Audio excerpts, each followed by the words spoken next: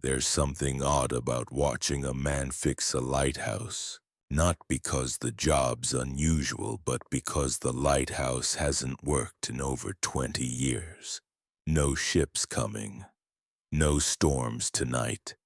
Just one man tightening bolts, wiping dust off glass as if someone somewhere might still need the light. But here's the thing. He doesn't know that by tomorrow morning his entire life will turn upside down. Not because of fate, not luck, but because of one choice on one ordinary day that changed everything. If stories like this make you believe just a little that kindness still matters, stick around. And if you enjoy stories of second chances and quiet miracles, feel free to like the video and subscribe. No rush, no pressure, just stay. The story's just getting started. The wind was sharp that morning, cold enough to bite through his flannel shirt. Jack tightened the strap on his tool belt, balanced on the narrow metal railing, and hammered the rusted bolt into place. From down below, the sea murmured a steady rhythm of waves against rock. Above him, the broken lens of the old lighthouse stared out to the horizon like a blind eye that had long since given up. He muttered under his breath, "You've been dead longer than you were ever useful." The wrench slipped in his hand. He caught it just before it fell, sighing. Stubborn old thing, just like me. Jack wasn't a lighthouse keeper, not anymore. He hadn't been one for nearly a decade, but nobody else in town cared if the old light worked or not. The truth was, it didn't need to work, not officially. Ships didn't pass through here much anymore. GPS made sure of that. But Jack kept coming back week after week, patching the frame, scrubbing the salt, hammering what could be hammered, because something about this broken tower made him feel less broken. He wiped the sweat from his brow, glanced toward the shoreline.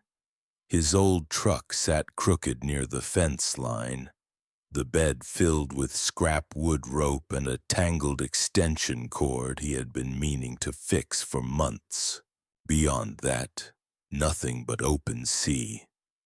A horizon wide enough to swallow all the regrets a man like him could carry. Jack tightened the final bolt, stepped back, and stared at the lens. A thick crack ran straight through the center. It wasn't pretty, it wasn't fixed right. Not really. But for today, it was enough. He ran a hand through his graying hair. "Yeah, that's about the best you're gonna get from me today." The wind shifted. He smelled rain on it, or maybe snow. Hard to tell this time of year. Down below, a gull screeched, dipping low before disappearing behind the rocky cliff. Jack exhaled, long, slow. "You ever think maybe some things ain't meant to be fixed?" The silence answered him. Or maybe it didn't. Maybe that's what silence does. It fills in the space when there's nobody left to reply. He packed his tools, took one last look at the battered lens, and climbed down the narrow metal stairs. At the bottom, he kicked at a loose stone, shoved his hands deep into his jacket pockets, and started toward the truck. From the passenger side window, a small face pressed against the glass. Wide eyes, a crooked gap-toothed smile. "Lily!" His daughter, 8 years old, waiting, watching. Jack paused, half smiled, half sighed. "Come on, kid, let's go home." The wind rattled the lighthouse door behind him. The lens stayed dark, for now, but it was still standing. Just like him. The old truck rattled down the gravel road, tires kicking up a thin trail of dust. One headlight flickered, the other was gone for good. Jack leaned forward over the steering wheel, squinting through the cracked windshield. His hand absently tapped the dashboard like it might fix the heater. It didn't. In the passenger seat, Lily sat cross-legged, humming quietly. Her small hands worked at sewing the torn ear of her stuffed rabbit. A needle, some mismatched thread, and more patience than any 8-year-old should ever need. "Careful," Jack said without looking.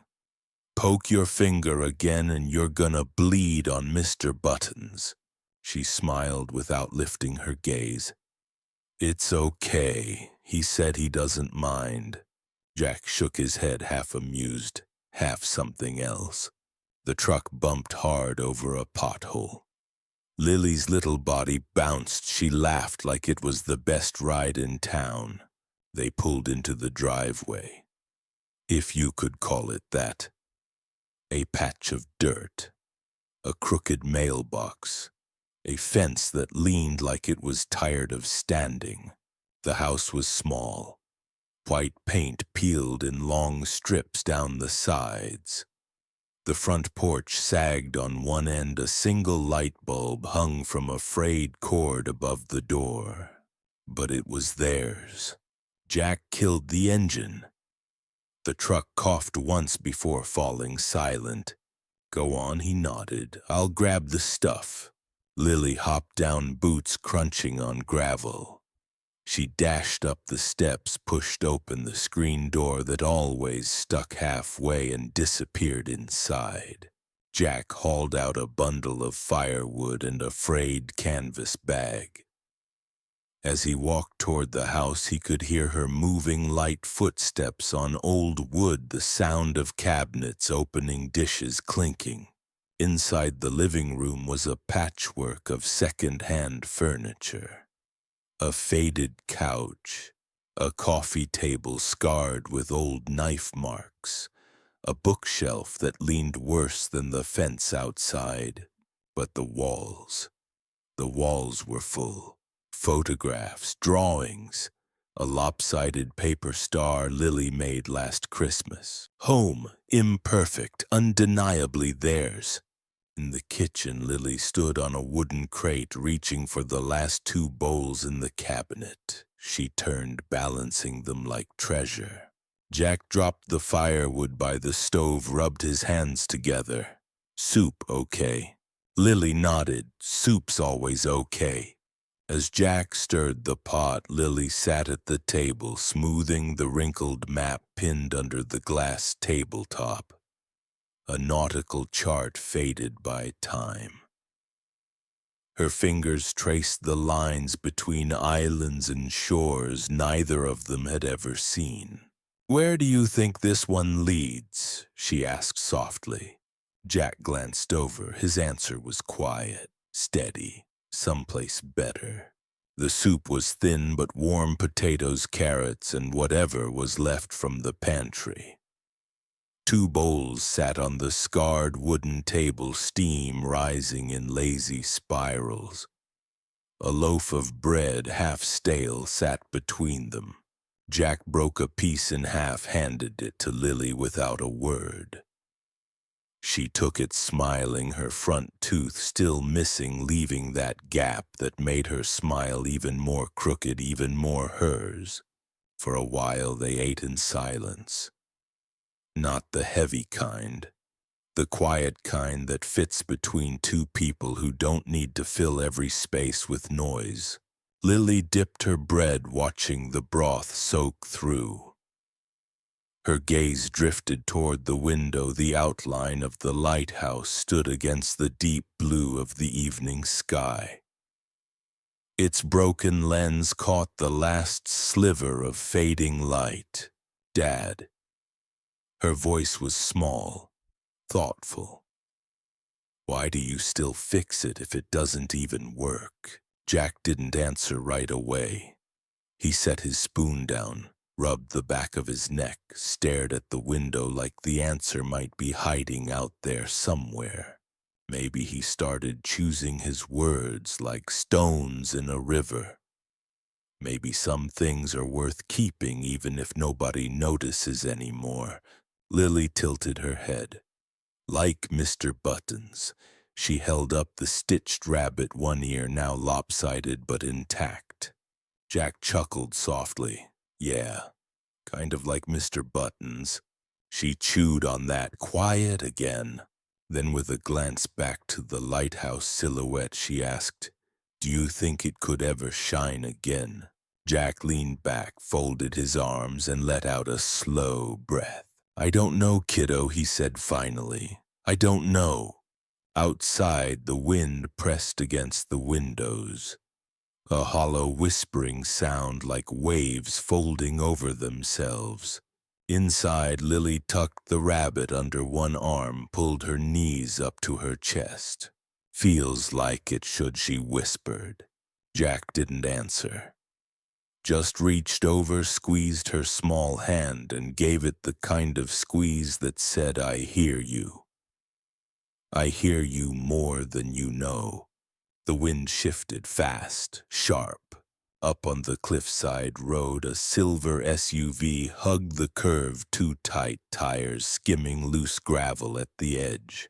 Inside, a woman gripped the steering wheel, knuckles white, her breath shallow. Eyes flicking from the rearview mirror to the empty stretch ahead. Her fingers trembled. A dashboard warning flashed, low tire pressure. She didn't notice. Or maybe she did, just had bigger things to outrun. A sharp turn approached, too fast, way too fast. Her foot slammed the brake, tires shrieked. The vehicle fishtailed back, wheels slid first, dragging the front with them. Her voice cracked a gasp, not even a scream. The left side dipped, the right rear wheel lifted an inch, then slammed back down. Dust exploded around the frame. For one breathless moment, it looked like the SUV might catch itself. Just enough grip, just enough luck. Then the gravel gave. The whole vehicle tilted, skidded sideways, steel scraped rock sending sparks into the twilight. A wooden guardrail, half rotted, long overdue for repair, splintered like matchsticks. Metal groaned. Tires spun useless. The SUV slid off the shoulder down the embankment. Branches snapped. Dry brush folded under the weight. Inside, the woman braced. Both hands gripped the wheel like it was the only thing tethering her to earth. Her foot jammed the brake, but it was pointless. Gravity had taken over. The front bumper hit a buried stump. The vehicle jolted. Her forehead slammed against the steering wheel. Glass cracked somewhere. A spider web of fractures spread across the windshield. Silence. For a long, heavy second, nothing but the ticking sound of the engine cooling, the soft hiss of a punctured tire deflating. Then a shallow breath. Her fingers curled instinctively over her swollen belly. Protective, desperate. A trickle of blood ran down from her hairline, trailing over her cheek. Her eyes fluttered, half-conscious, mouth opened, no words, just air. Above the ridge, past the broken guardrail, the lighthouse stood in silhouette, dark, empty, watching. A sudden gust of wind pushed dust off the cliff edge. Somewhere in the distance, footsteps, fast, heavy, coming closer. Jack had heard the screech before he saw it. A sound sharp enough to slice through wind, through distance, through anything. His head snapped toward the cliff road. The dust cloud rose first, high, wide, angry. Then the crack of wood, the tortured scream of metal. "Lily, stay in the truck." He didn't wait for a response. Tools hit the dirt behind him. His boots pounded the ground. Jack sprinted full tilt toward the broken guardrail. His lungs burned, his knees screamed. Didn't matter. He hit the edge, skidded to a stop just in time to see it, the SUV 30 feet down, nose first in a patch of brush, tilted sideways, one wheel still spinning slow and sad. No flames, no fire, but smoke curled from the crumpled hood. Come on, come on. Jack scanned fast. Spotted a half-collapsed deer trail running down the slope. Barely wide enough for a man. Loose rocks, sharp drop-offs. No time to think about safe. He went, sliding half the way, grabbing at branches, palms scraped raw, boots slipping, dirt raining down behind him. When he hit bottom, the smell hit too hot, metal oil dust, something sharp, something copper. The driver's side door was crushed against a tree trunk. Passenger side jammed half shut, but maybe, just maybe. Jack lunged, yanked the handle, nothing. He wedged his shoulder against the frame, pulled. It groaned, buckled a fraction, not enough. Inside he saw her, a woman. Head slumped forward, face pale as sand. A cut above her eye leaked a thin, steady line of blood. Her hands were clutching her belly. Jack swore under his breath. Okay, lady, not today, not on my watch. He backed up a step, planted his boots, threw everything he had into one brutal pull. Metal shrieked, the latch snapped. The door flew open so hard it nearly took him with it. Jack caught himself, shoved inside. Fingers fumbled for a seatbelt, jammed. He reached down, found the release, slammed it. Nothing. Jammed solid. Damn it! He yanked his pocket knife open. The blade wasn't sharp, but it was enough. 3 quick hacks. The belt snapped free.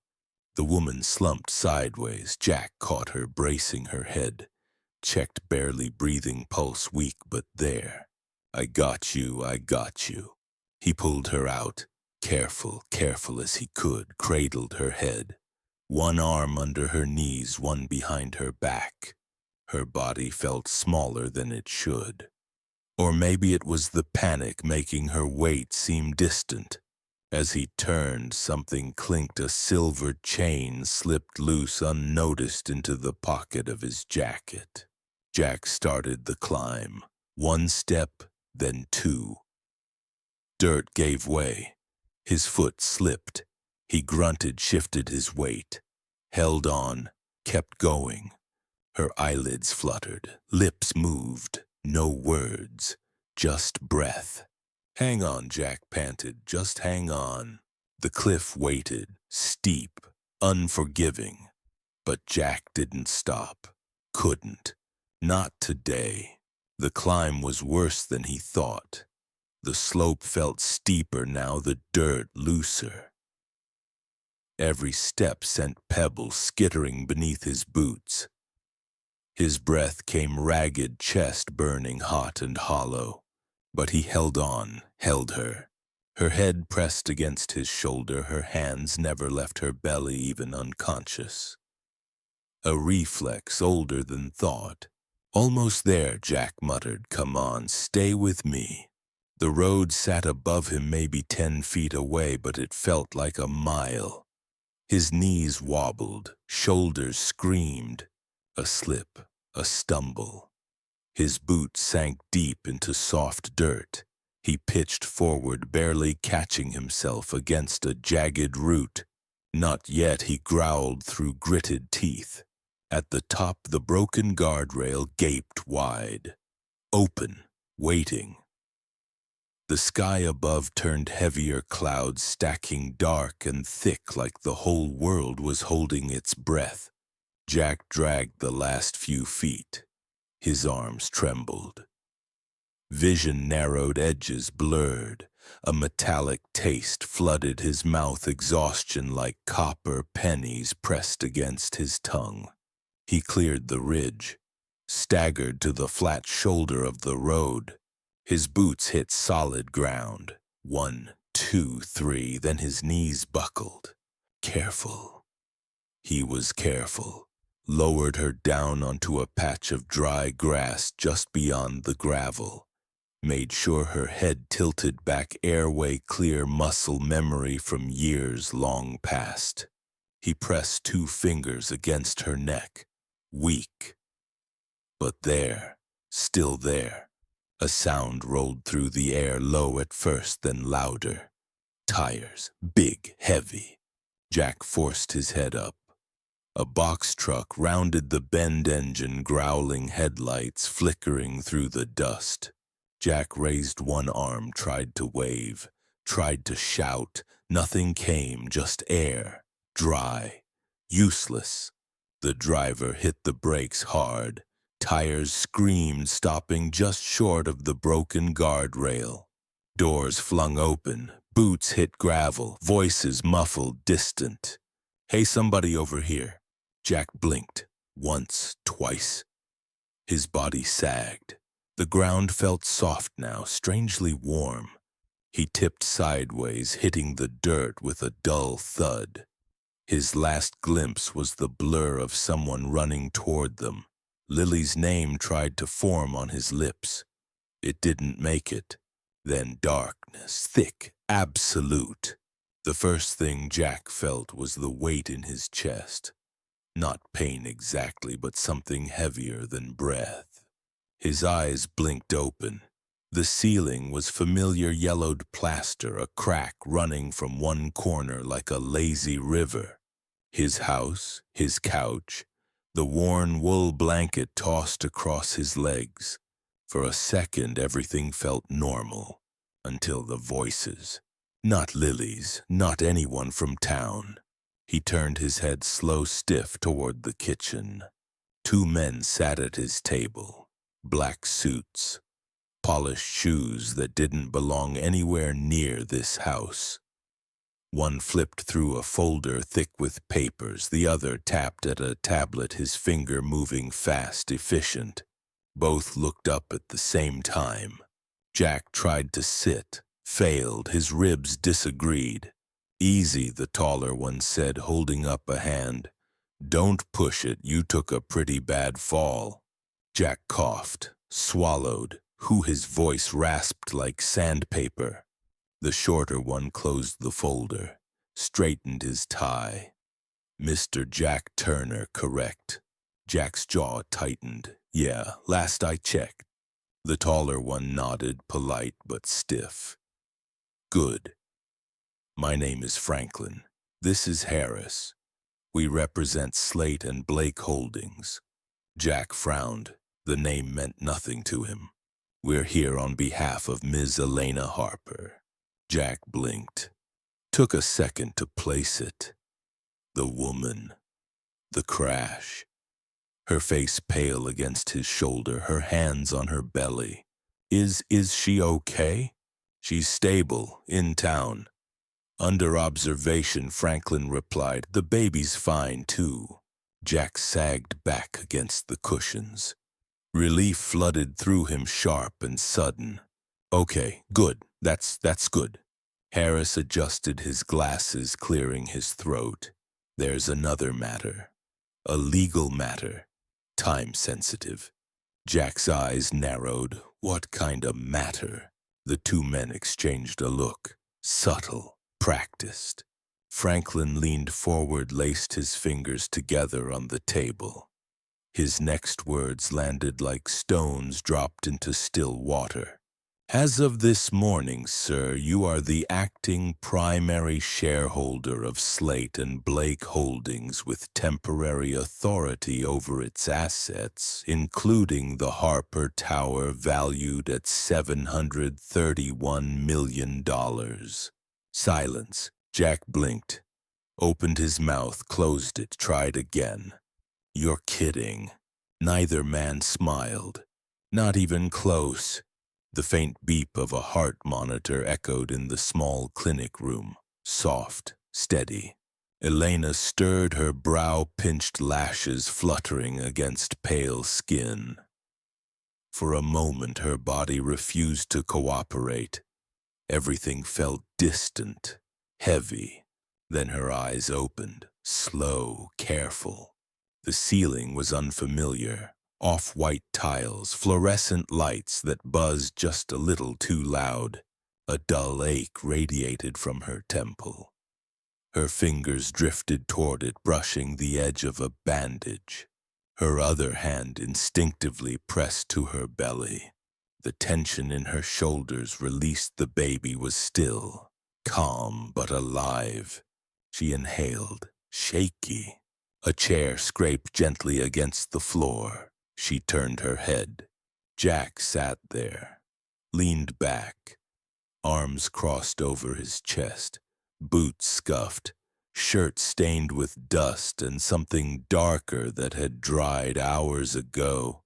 Their eyes met. His were steady, quiet. "Hey," Jack said simply, "you're awake." Elena blinked, processed. "Where?" "Cedar Falls Clinic. You've been out a few hours. Doctors say you and the little one are gonna be okay." Her gaze softened. Just a flicker, then sharpened again, scanning him. "You pulled me out." Jack nodded once. "Yeah." Why, her voice was smaller than she intended. Not accusing, not grateful, just confused. Jack rubbed the back of his neck, didn't exactly stop to think about it. He glanced toward the window. "You were there. You needed help." That's it. Silence filled the space between them. Elena swallowed, looked down at her hands, still trembling but steadier now. "I could have, if you hadn't." Her voice cracked. She didn't finish. Jack shifted forward, elbows on his knees. His voice was softer now. "Yeah. Well, you're here, and that's what matters." Her lips pressed together. Her gaze dropped. For the first time in what years, she didn't have anything prepared to say. No polished line, no deflection. Jack stood, hands sliding into his pockets. "Doc says you'll need a few days. They're keeping an eye on you and him." He nodded slightly toward her stomach. "You've got people handling things. 2 fellas in suits back at my place right now. Figured they were lost until they started talking legal." That pulled a breathy laugh out of her. Brief, dry. "Yeah, sounds about right." Jack half smiled. "Almost. Anyway, just wanted to check in. Glad you're awake." He turned toward the door. Elena hesitated, then quietly, "Jack." He paused, looked back. Her voice softened, almost a whisper. "Thank you." Jack dipped his head. No big speech, just a nod. The kind that said you're welcome, whether you say it or not. Back at the little house, the clock ticked louder than usual. One of those old battery-powered ones where the second hand stuttered every 3 beats. Franklin sat at the kitchen table, jacket folded neatly over the chair. Harris stood by the window, tablet still in hand, scrolling through something Jack couldn't even pretend to understand. Jack paced, palms pressed into his hips, jaw tight. "Okay, run it by me again, slow this time." Franklin folded his hands. Calm, measured. "Ms. Elena Harper is the sole heir and acting CEO of Slate and Blake Holdings. However, due to the current medical emergency and clauses within the corporate charter, she has temporarily assigned her controlling shares." Jack stopped, turned. "Assigned to who?" Harris didn't look up from the tablet. "To you." Silence. Jack blinked. "Once, twice. No, sir, you've got the wrong guy." Franklin remained perfectly still. "We do not." Jack pointed at himself. "I fix fences, patch roofs. I barely keep the lights on. You're telling me I own a skyscraper." Harris tapped the tablet. "Not just the Harper Tower. controlling interest in 6 subsidiary companies. Current market valuation $731.4 million. Jack sat hard. The chair creaked under his weight. His fingers laced together, pressed against his lips. For a moment he just stared at the table. The coffee ring stains, the chipped edges, the scratches where Lily had once tried carving her name with a butter knife. Why me? His voice was low, hollow. Franklin flipped a page in the file. It's an emergency clause. In the event the primary shareholder is medically incapacitated and if no next of kin is available to assume immediate control, the company may be transferred temporarily to an individual the shareholder entrusts. Jack shook his head. That's crazy. I don't even know her. Franklin's eyes softened. Just slightly. Well, apparently she knows enough about you. Jack dragged a hand down his face. His pulse thudded behind his eyes. This isn't real. He laughed. A short, hollow thing, no. No, you don't just fall down a hill and wake up a millionaire. That's not how the world works. Franklin didn't smile, didn't blink. Sir, I assure you today it does. Outside the wind rattled the loose pane in the window. Lily's small voice floated in from the yard. Dad, are you okay? Jack didn't answer right away. Just stared at the folder, at the number written in bold. A number bigger than anything he'd ever let himself imagine. Then softly, almost to himself, no kiddo, not even close. The Harper Tower stood like a needle against the sky, all glass and steel polished within an inch of its life. 32 stories of power, wealth, and decisions that moved the world in ways most folks never even noticed. Jack stepped out of the elevator, boots, scuffed flannel sleeves, rolled Lily's small hand tucked firmly in his. Next to him, Elena moved slower, one hand rested protectively over her belly. Sunglasses hid the bruise on her temple, but not the weight in her posture. A receptionist froze mid-sentence, mouth still open as she watched them cross the marble lobby. Her headset slid askew. 2 men in tailored suits stepped aside, double-taking so hard one nearly spilled his coffee. Jack glanced at Lily. Eyes forward, kid. Pretend we belong here. Lily grinned. Do we? Jack grunted. Beats me. A security guard half lifted a hand, then spotted Elena. His mouth opened, closed. He stepped back like someone had cut his shoelaces. By the time they reached the executive floor, the silence in the hallway felt thick, tense. Every head peeked out from glass doors. Whispers darted faster than emails ever could. Is that her? Wait, who's the guy? Is that a kid? Jack ignored it. Mostly. His boots thudded against floors never meant for boots. At the end of the hall, double-glass doors loomed. Frosted letters, Harper, Slate, and Blake Executive Boardroom. Franklin stood waiting, folder in hand.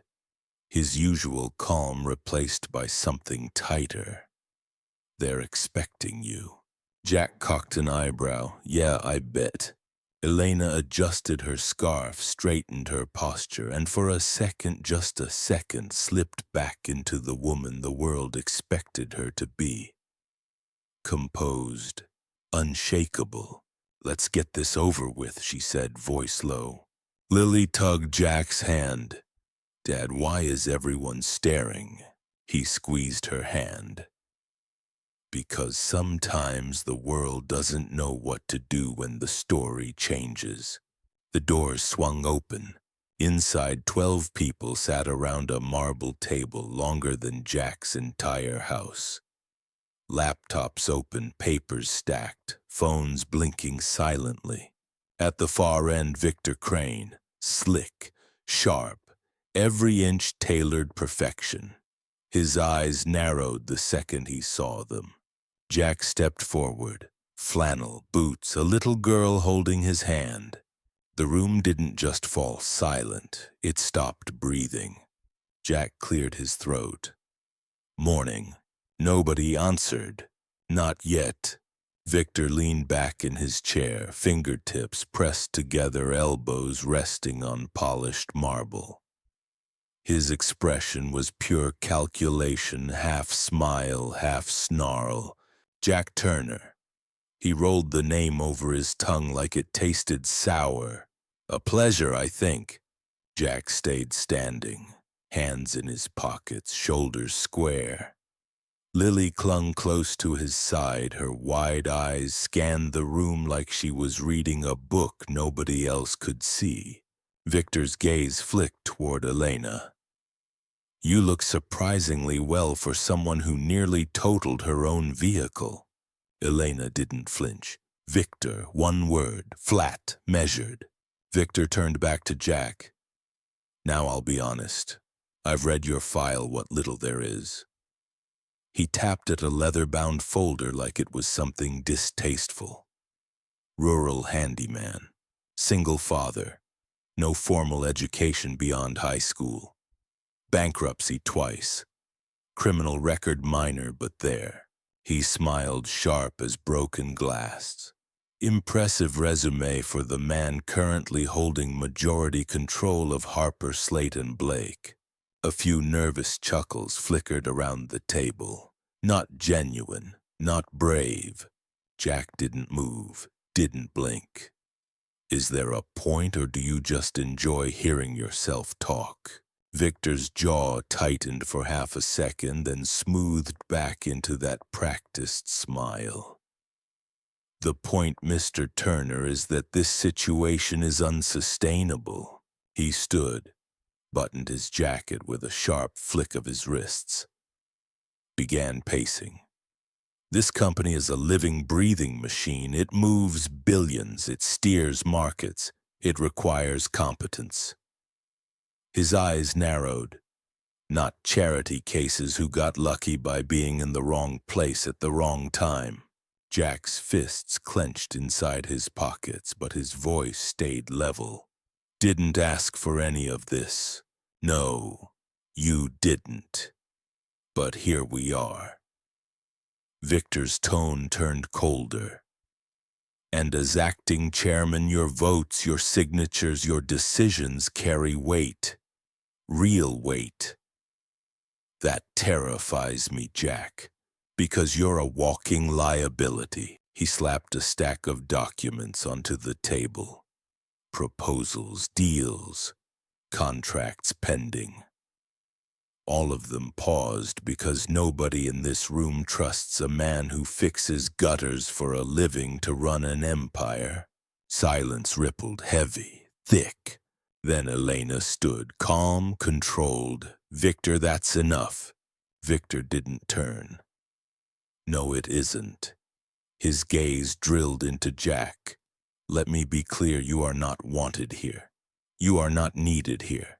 Sign over temporary authority, step aside, and let the adults handle this.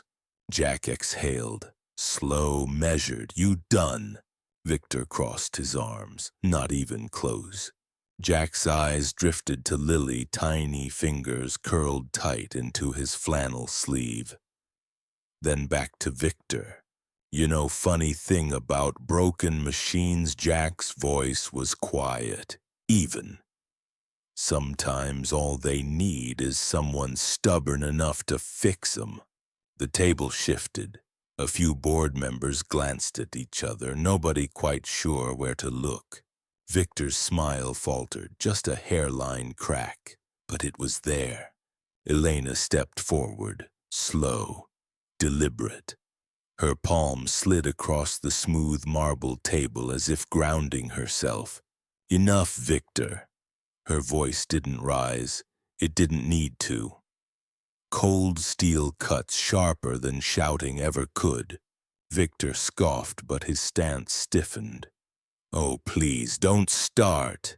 Elena ignored him. Turned to the board members, 12 faces, some nervous, some eager to disappear into their notepads. For months, she began, Victor has been maneuvering behind my back, pushing deals through without full board review, restructuring assets, shifting funds. Her gaze swept the room. Some of you knew, some of you didn't bother asking. A ripple, uneasy shifting, no one spoke. Victor's smile tightened.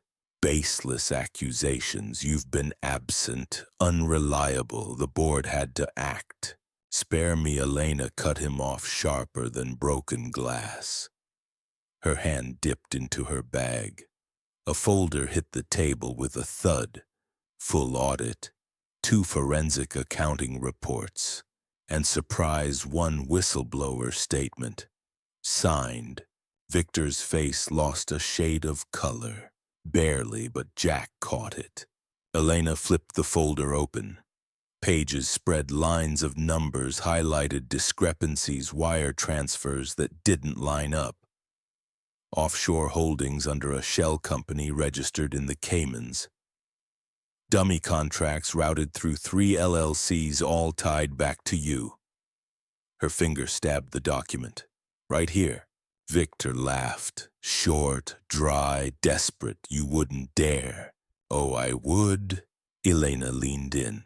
Because unlike you, I don't burn what I build. Someone near the end of the table cleared his throat. Quiet, nervous. Is this real? Elena didn't break eye contact with Victor. Very. Victor's mask slipped. Cracks spread fast now. Do you really think any of this matters? You're weak, Elena. Always have been. You don't belong in this world. Neither does whatever this is. His eyes flicked toward Jack. This handyman's sideshow. Jack leaned back, arms crossed, watching, measuring. Elena's hands flattened on the table. Funny. The handyman showed up when nobody else did. Victor sneered. None of this sticks. You think you can scare me with paperwork. Elena straightened. Her voice dropped calm as a winter lake. No, but the SEC can. Silence. A sharp inhale from the far corner. Someone dropped a pen. Jack's gaze stayed locked on Victor. He didn't smile, didn't gloat. Just said low, steady, kinda looks like you're the one not needed here. Victor's jaw worked, open, shut, but no words came. Not this time. The kitchen smelled like flour, vanilla, and something dangerously close to burning. Elena wiped her hands on the faded, checkered apron Lily had insisted she wear. Are you sure it's supposed to look like this? She asked, eyeing the dough, if you could call it that. Lily stood on her usual wooden crate by the counter, arms dusted white up to the elbows. Yep, it's perfect. She paused, tilted her head. Well, almost. She reached over and pressed her tiny thumb right into the center of the dough ball. There. Now it's got a belly button. Elena blinked, and then something cracked. A smile. Small at first, careful, like it had forgotten how to exist but was trying its way back. Jack sat at the kitchen table sipping coffee from a chipped mug. Watching. His boots were kicked off at the door. The afternoon sun filtered through the thin curtains, casting soft lines of gold across the scarred wooden floor. This isn't as easy as it looks, Elena admitted, brushing hair from her face. A streak of flour stayed behind, but she didn't notice. Lily giggled. Told ya, baking serious stuff around here. She grabbed a handful of chocolate chips, half made it into the dough, the rest directly into her mouth. Elena laughed, really laughed this time. Not the tight, polite kind from boardrooms or charity galas, but something warmer, realer. I don't think the recipe called for half a bag of these. Chef's choice, Lily declared matter of fact. Dad does it all the time. Jack raised an eyebrow but didn't deny it. Flour floated in the air like lazy snow. A radio hummed in the background, some old country station just barely coming through the static. Elena kneaded the dough with both hands, now less afraid of messing it up. You know, I don't think I've ever made anything with my hands before. Lily looked up wide-eyed. Never. Elena shook her head. Not like this. Her fingers pressed into the soft dough, folding it over again and again. Not anything that didn't come with contracts or deadlines or signatures. Lily tilted her head, thoughtful beyond her years. Well, maybe that's why it feels weird, but it's a good weird. Jack watched them. Quiet. A small smile tugged at the corner of his mouth, the kind that sneaks up on you when you least expect it. The timer dinged. Lily clapped her hands. Cookies. Elena opened the oven, a wave of warm air spilling out. The cookies weren't perfect, some lopsided, some a little too brown on the edges, but they were real, and for the first time in a long, long while, Elena realized so was this. The afternoon sun slanted low, casting long shadows across the yard. A soft wind carried the scent of salt from the distant harbor, mingled with dust and fresh-cut wood. Jack balanced on the roof, hammer in hand, a strip of shingles tucked under one arm. Below him, Lily stood on the ladder 3 rungs up, passing tools with the kind of focus most kids her age reserved for video games. Phillips screwdriver, Jack called down. Lily rummaged through the worn canvas tool bag. Got it. She held it up like it was treasure. Atta girl. Jack grinned, reaching down to take it. Elena sat on the porch steps, legs crossed, hands wrapped around a mug of coffee that had long since gone cold. She wasn't watching like someone who was curious. She was watching like someone trying to memorize something she'd never realized mattered. The way Jack's hands moved, steady, practiced, patient. The way Lily mimicked him, watching his every move, trying to line her fingers just the same. There was no rush, no deadline, no conference calls buzzing in the background, just time. Time spent fixing something because it mattered. A loose shingle clattered to the ground. Lily squeaked, darting aside. Jack chuckled. All part of the job. Elena shook her head. Why not just hire someone? Her voice wasn't judgment, it was genuine confusion. Jack didn't look down. Because if you can fix it yourself, you should. His hammer met nail, sharp, precise. It's not just wood and nails, it's proof that something broken doesn't have to stay broken. Elena leaned back on her palms. Her gaze drifted over the house-peeling paint, a porch step that sagged on one side, mismatched shutters. By any city standard, it was unimpressive. But here now, watching father and daughter work side by side, laughter mixing with the sound of hammer on wood, it felt like the most solid thing in the world. Her fingers traced the rim of the mug absently. Back in her world home, had always been square footage, property value, view lines, marble countertops, imported fixtures. Spaces designed by people who'd never lived there. But this was a home.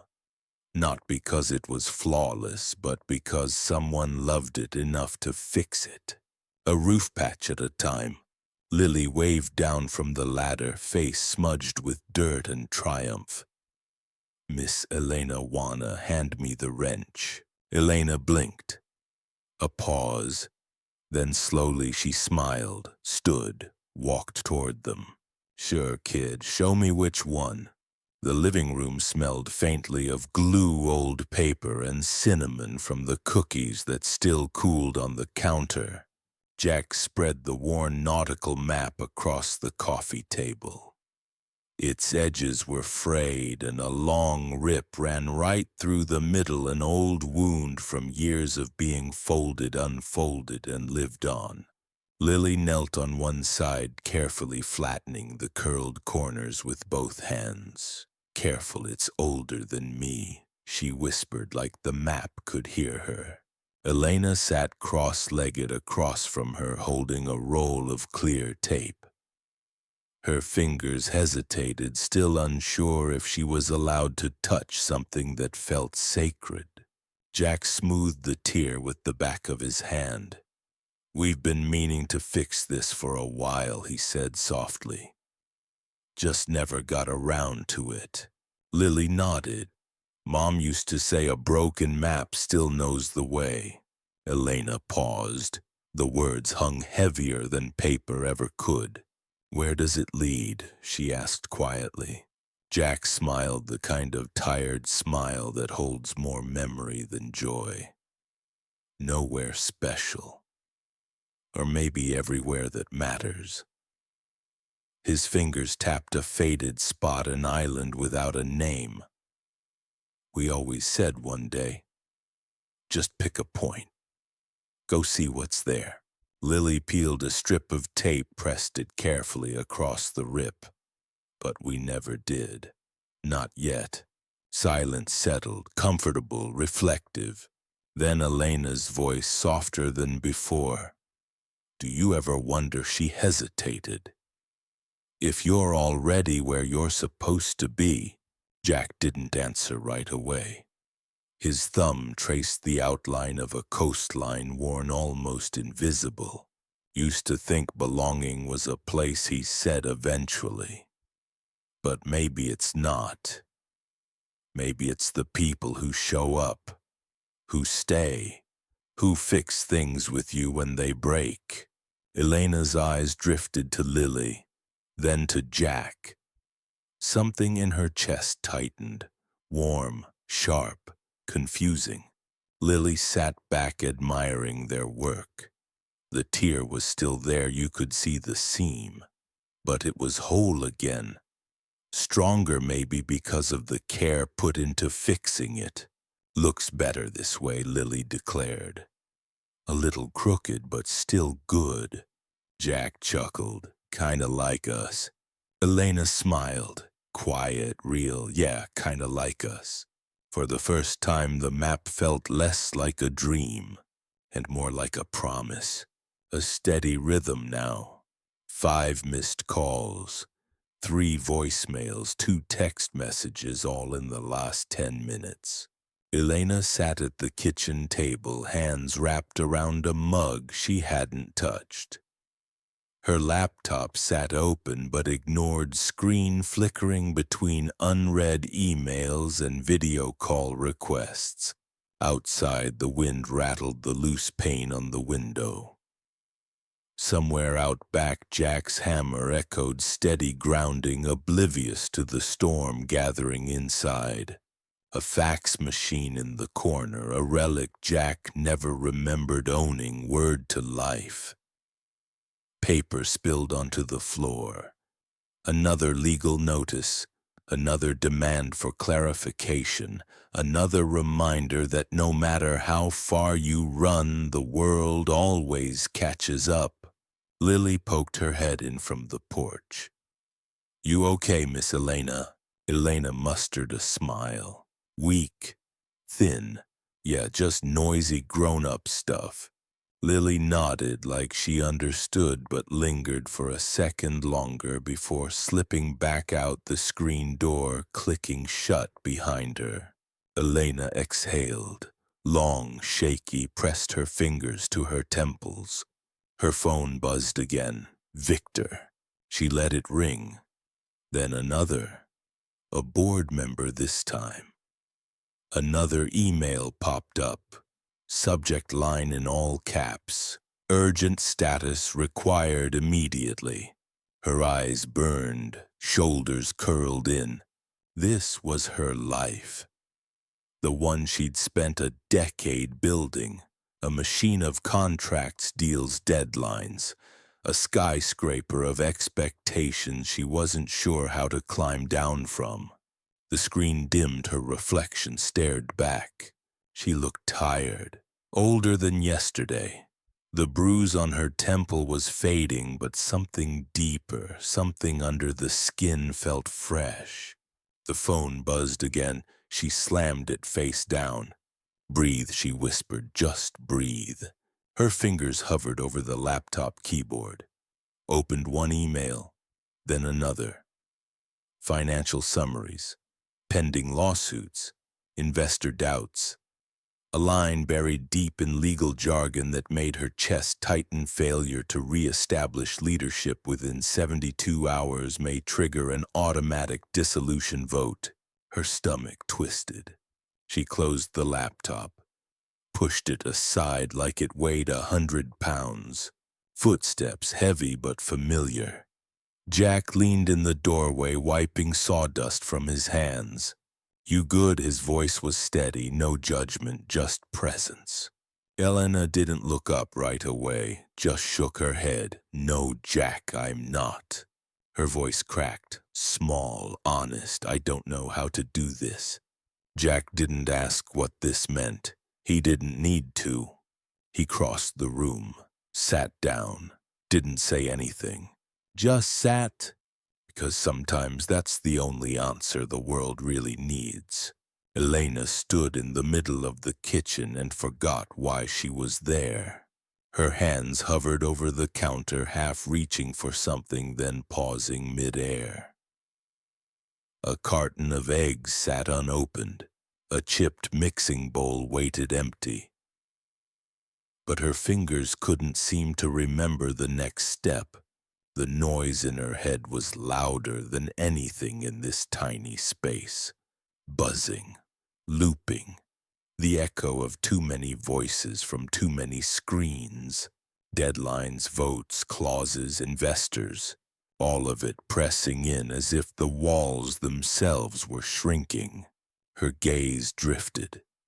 Across the stove that needed a new burner. Across the window where sunlight painted dust into gold. Across the fridge covered in magnets shaped like sea animals and one faded crayon drawing of a lighthouse with crooked beams and a tiny figure waving from the top. Her throat tightened. Jack leaned against the doorframe, quiet, watching, his arms crossed, not intruding, just there. And he knew before she said a word. There was a way people moved when they were getting ready to leave. A restlessness. A way the eyes kept scanning corners as if trying to memorize something they'd soon have to forget. He'd seen it before. Years ago.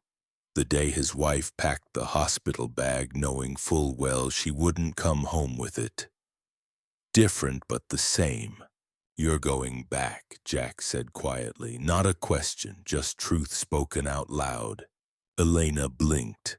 Her hands dropped to her sides. For a second it looked like she might deny it. Reflex, habit. But then she didn't.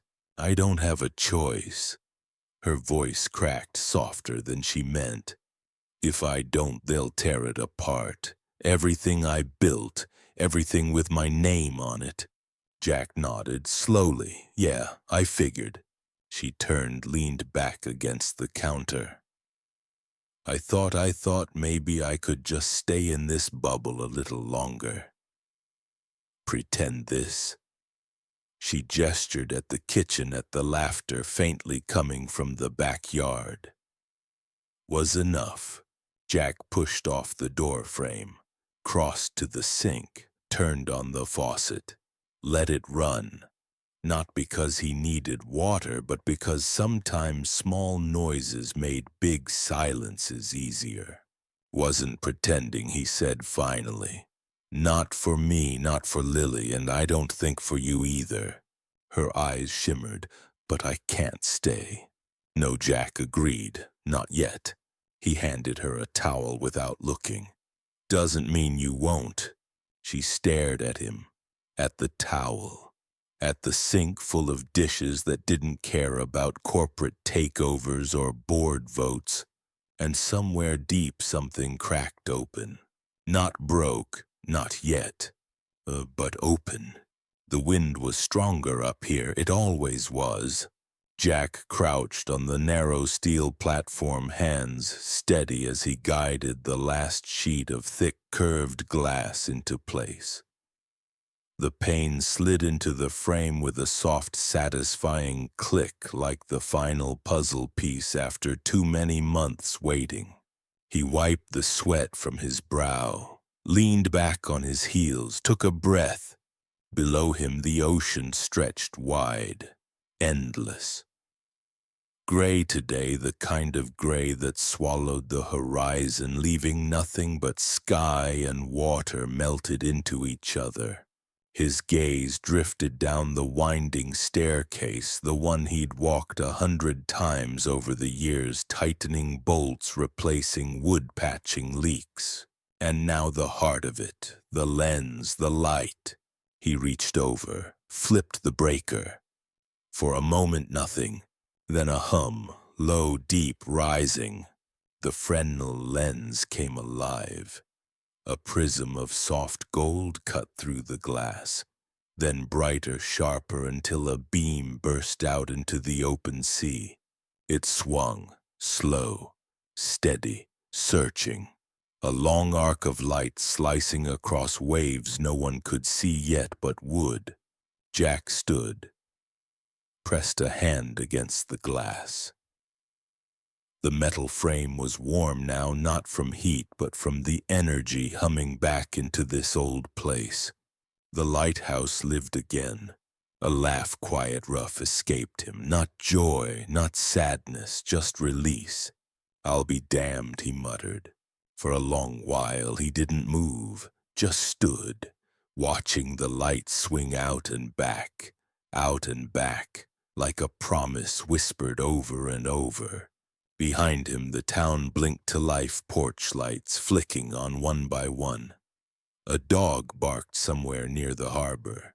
Jack exhaled, hands on hips, let his shoulders drop for the first time all day. The wind tugged at his flannel, carried the smell of salt and rain and something else. Change. He didn't know how much was coming, but he knew whatever it was, the light would be on. For whoever needed it. For as long as it took, the Harper Tower loomed just as it always had. Cold, precise. Glass polished to the point it reflected nothing but the sky and maybe a little of the people who once thought they owned it. Elena stepped out of the elevator, alone. No flannel-shirted handyman, no little girl with wild curls, just her, and yet not the same woman who'd walked these halls weeks ago. Her heels clicked against the marble, each step echoing louder than it should have. People turned, watched. But this time no one whispered, no one dared. Not today. The boardroom doors stood open. Victor was already there, seated at the head of the table as if nothing had changed, his posture perfect, his smirk practiced. Elena he greeted smooth as ever. "Back from your little vacation." She didn't answer, just walked to her seat, pulled it back, sat down. The rest of the board shifted, uncomfortable. Papers shuffled, throats cleared. Victor leaned forward. We have a lot to discuss. Damage control primarily. Investors are restless. His smile grew sharper.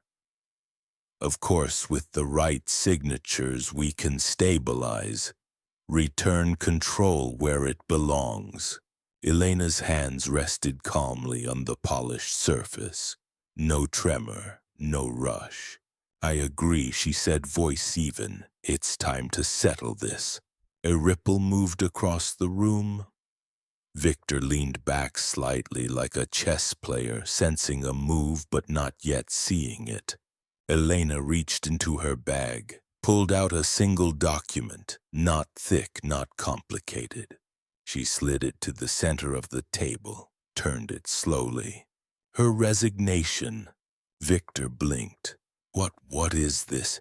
I'm done. Her voice didn't shake, didn't rise. Effective immediately. I'm selling my shares, liquidating everything tied to my name, walking away. Silence, solid, heavy. Victor sputtered. That's insane. You can't. Oh, but I can. She leaned forward, and I am. A few board members exchanged glances, some relieved, some horrified, but none surprised. Victor stood abruptly, palms flat against the table. Do you have any idea what you're throwing away? Elena's gaze didn't waver. Yeah, a breath. Soft, steady.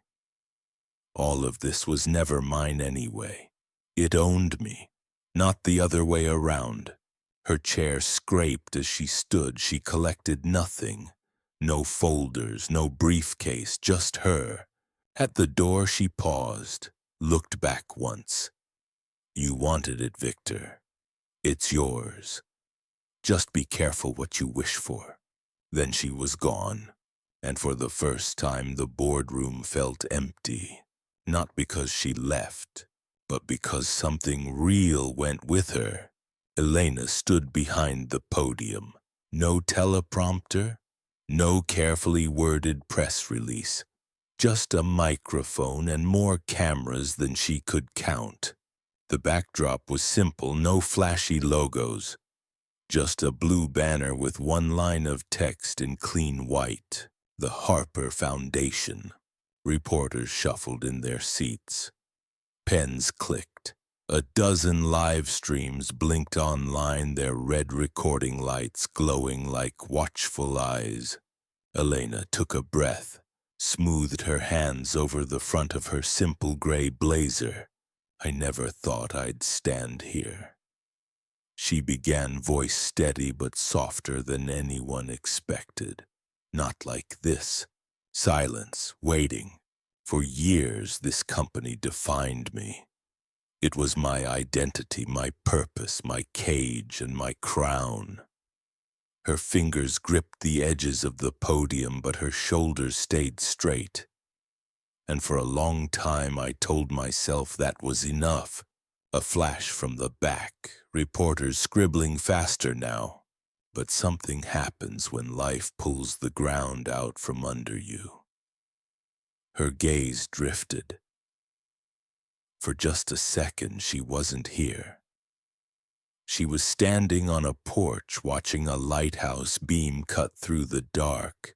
You start asking what matters really matters. She turned a page, not because she needed it, just habit. Muscle memory from a life she was about to leave behind. So as of today, I am resigning. Fully, permanently. Her voice didn't falter. Effective immediately, all my shares in Slate and Blake Holdings will be sold. A gasp, audible. Elena let it settle, let it sting. Then continued. Not to investors, not to hedge funds, not to anyone who thinks profit is the only thing worth building. She paused. Let the next words land where they needed to. The Harper Foundation will receive every cent. Chaos. Reporters surged forward, questions overlapped, microphones shoved closer. Ms. Harper, is this permanent? Why walk away now? What does this mean for the company? She raised a hand, calm, measured. They fell quiet. The Harper Foundation's purpose is simple. Her voice softened. To serve the people who were invisible to this company for too long. She listed them slowly. Small-town grants, rural schools, community health centers, family businesses barely holding on, single parents who do the work no one thanks them for. Somewhere in the second row, a reporter lowered her pen. Just listening now. This isn't a press stunt. This isn't redemption. This is letting go. Elena closed the folder. Set it aside. Sometimes the bravest thing you can do is stop fighting for a seat at a table that was never built for you. No applause. Not yet, just quiet. I'm not disappearing. I'm just going home. She stepped back, left the podium. The room didn't know whether to stand or breathe or cry. But somewhere far from the skyscrapers and boardrooms, a lighthouse kept turning, and its light was still on. The city blurred past the car window. Steel, glass, neon reflections sliding like ghosts across the glass. Elena leaned her forehead against the cool window pane, eyes half focused, half elsewhere. Taxi horns, crosswalk beeps, a busker's guitar bleeding through the noise. The usual hum of the city. It should have felt familiar. It didn't, not anymore. Her fingers fidgeted with something small, something round, something worn smooth by years of being held and then years of being forgotten. She opened her palm. The pendant. A tiny brass lighthouse, tarnished at the edges. The chain was slightly kinked from too long sitting at the bottom of her briefcase, buried beneath old contracts, expired IDs, and a life that no longer fit. Her thumb brushed the little window carved near the top. The same window she used to stare through as a girl, pretending it was real. Pretending it could shine far enough to guide her anywhere she needed to go. She held it up, watched the city lights flicker through the open space in its center. Not a lighthouse here, not really. No beam cutting through the noise, no signal to follow, just choices, hers now. With a small, steady breath, she clasped it behind her neck. The chain settled against her collarbone, lighter than it used to feel, or maybe she was. Her reflection stared back in the glass. But this time she barely recognized the woman looking back, and for the first time that felt like a good thing. The taxi turned off the freeway. The skyline shrank behind her, miles melted into fields. The horizon stretched wider. Opener. She pressed a hand to the pendant. Whispered not for anyone else, just herself. I'm coming home. Somewhere out there, past the hills, past the water, a beam of light swung slow and steady. Waiting. Always waiting. The storm had passed some time before dawn. The ground was still damp. Puddles clung to tire ruts in the driveway. The sky, that soft blue that only comes after rain, washed clean, stretched wide, almost forgiving. Jack wiped his hands on his jeans, eyeing the wooden post with a carpenter's squint. A little to the left, he muttered. Elena tilted her head, holding one side steady. This left, or your left? Same thing, Jack grinned. Mostly. Lily stood in the grass, barefoot, arms crossed, supervising like she was the foreman of the whole operation. Straight dad. Not kinda straight. Jack chuckled. Yes, ma'am. The sign itself wasn't fancy. Just hand-painted letters on sanded driftwood, but the edges were rounded smooth. The paint was bright, stubborn, cheerful against the backdrop of the worn picket fence. Harbor of second chances. 3 simple words. Jack tightened the last bolt, stepped back, hands on hips, took it in. Looks right, he said softly. Elena wiped a smudge of blue paint from her thumb. Her eyes lingered on the sign but drifted past it too to the house behind it. The lighthouse just beyond. The garden Lily insisted on watering even when it didn't need it. It does, she agreed, voice low, warm. The breeze carried the scent of salt and damp earth. Somewhere out by the cliffs, gulls argued over something unseen.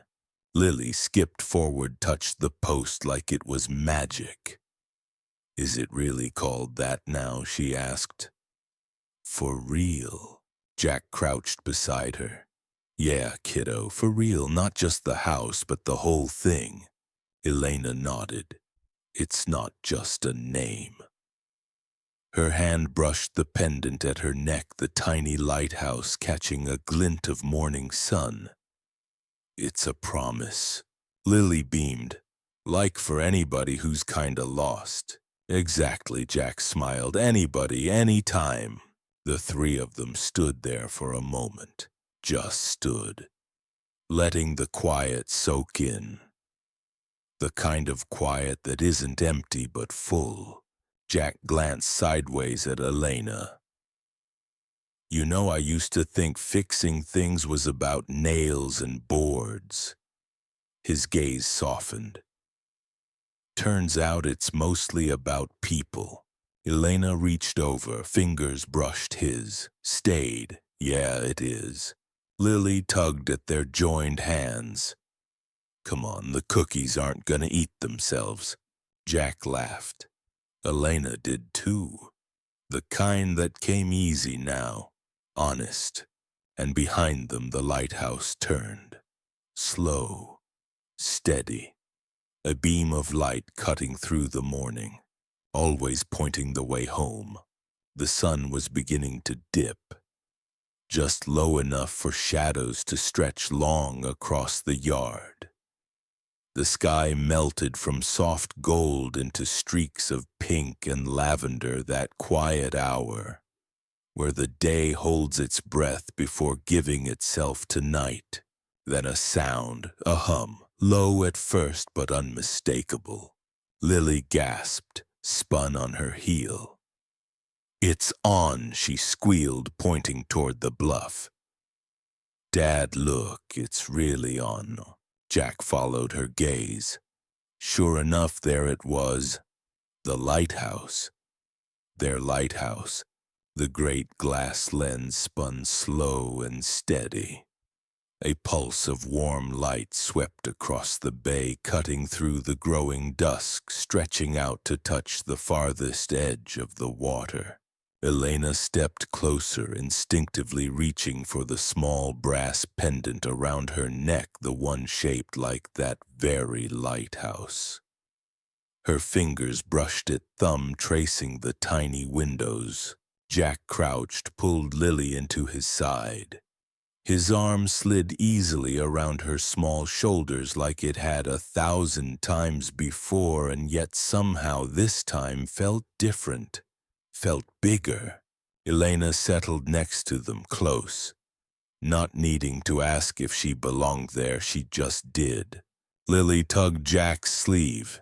It's really bright, huh? Bright enough, Jack nodded. Bright enough for anyone out there who's looking to know they're not alone. Elena's eyes softened.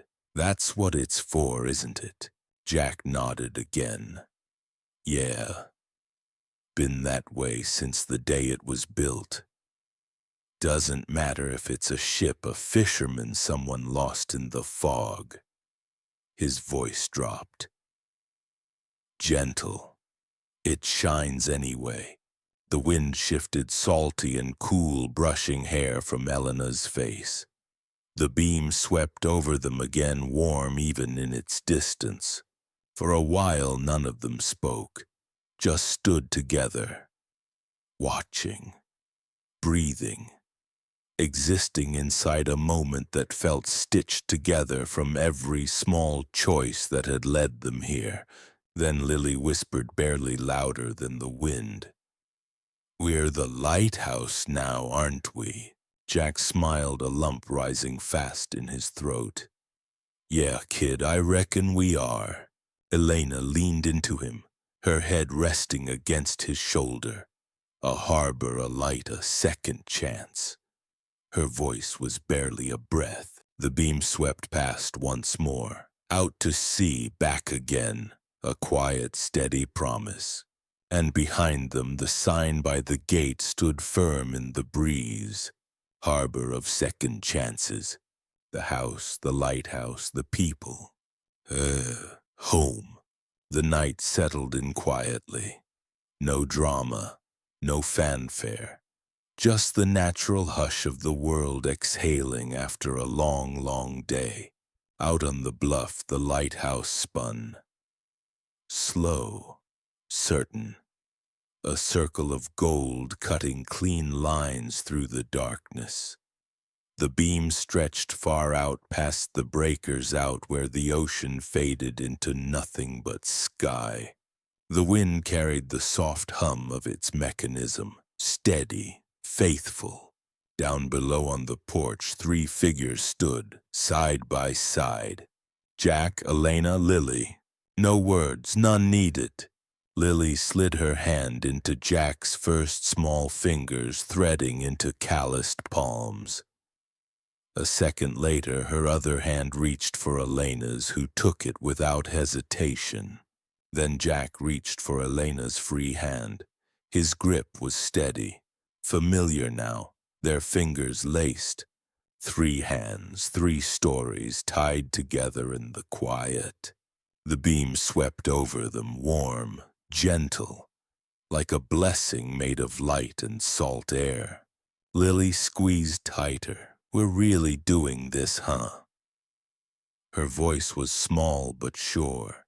Jack glanced down at her, then across to Elena.